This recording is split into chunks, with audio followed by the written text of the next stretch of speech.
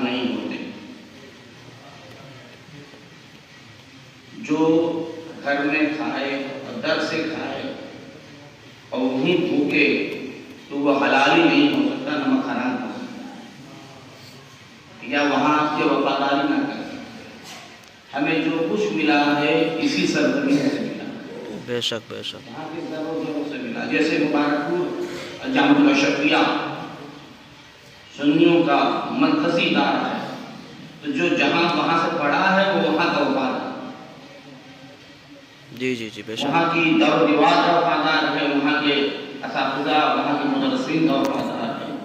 क्योंकि हमारी ज़िंदगी में ख़ास तौर पर मदरसे के जो तलबा होते हैं, इनकी ज़िंदगी में जितना उनके किरदार में, उनकी ज़िंदगी में रोल माँ बाप का नहीं होता, उससे ज़्यादा वहाँ के मुदर्रिसीन का होता है।